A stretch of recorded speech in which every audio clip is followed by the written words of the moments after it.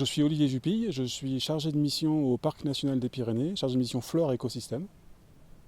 Et qu'est-ce qui fait la particularité des lacs des Pyrénées où nous sommes aujourd'hui?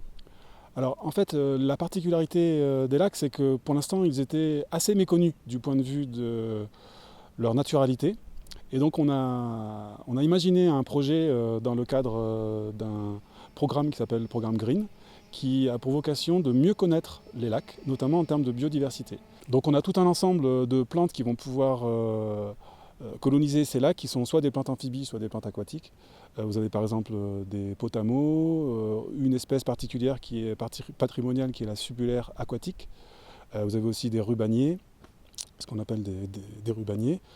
Donc ça c'est pour ce qui est pour la flore. Et puis vous avez aussi tout un aspect lié à la faune, qui là également est très diversifié, que ce soit en termes d'insectes, libellules, et autres insectes qui ne peuvent survivre que dans le milieu aquatique. Mais vous avez aussi des mammifères qui peuvent être hébergés dans ces lacs, comme le dessement des Pyrénées.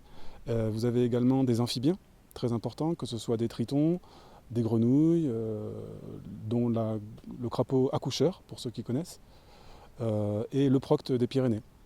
On a aussi du poisson.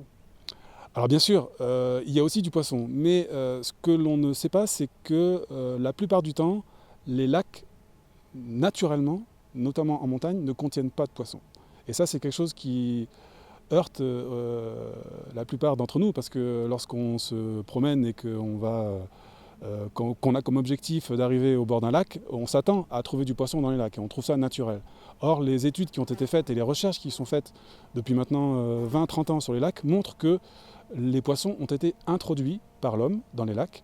Cette introduction est assez ancienne, elle a été d'abord assez rare, et elle était uniquement pour subvenir aux besoins des populations qui se sont implantées il y a fort longtemps dans les Pyrénées. Puis elle s'est intensifiée au cours du temps, notamment avec l'émergence du tourisme et du thermalisme.